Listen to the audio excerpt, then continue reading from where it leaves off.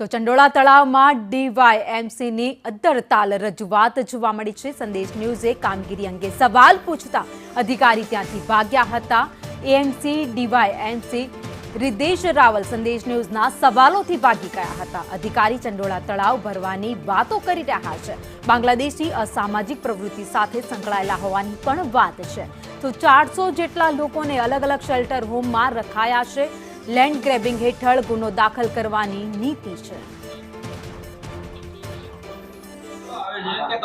હવે હું એવું કહું છું કે આજે કહેવાનું હતું ને એ આપણે પૂરું કરીએ।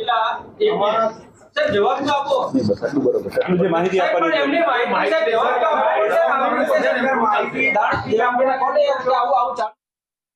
વધુ અપડેટ સાથે સંવાદદાતા કશ્યપ અમારી સાથે જોડાઈ ગયા છે। કશ્યપ, સંદેશ ન્યૂઝના સવાલોથી અધિકારી ભાગી ગયા।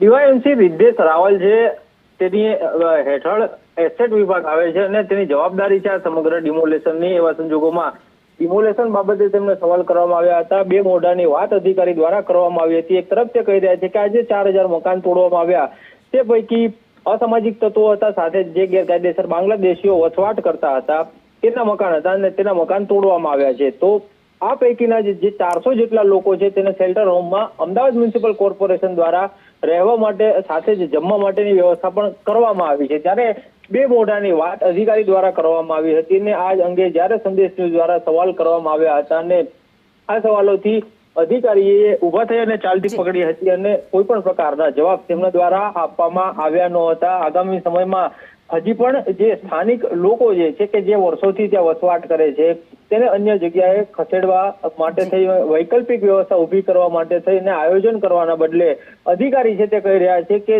ત્યાં જે અન્ય લોકોએ ગેરકાયદેસર બાંધકામ કર્યું છે તે ખાલી કરી અને રવાના થઈ જાય, નહીં તો તેમની લાઇટો કાપી નાખવામાં આવશે, સાથે જ લેન્ડ ગ્રેબિંગ હેઠળ ગુના પણ દાખલ કરાવવામાં આવશે તે મુજબની ચીમકી તેમના દ્વારા ઉચ્ચારવામાં આવી હતી। ત્યારે અન્ય કેટલીક જગ્યાએ જે ગેરકાયદેસર દબાણો થયા હતા તે લોકોને અમદાવાદ મ્યુનિસિપલ કોર્પોરેશને જ રહેવાની વ્યવસ્થા કરી આપી છે અને અન્ય જગ્યાએ મકાનો પણ ફાળવ્યા છે। આવા સંજોગોમાં આ અધિકારી આ અંગે સવાલો કરતા અધિકારી ઉભા થઈ અને ચાલતી પકડી હતી।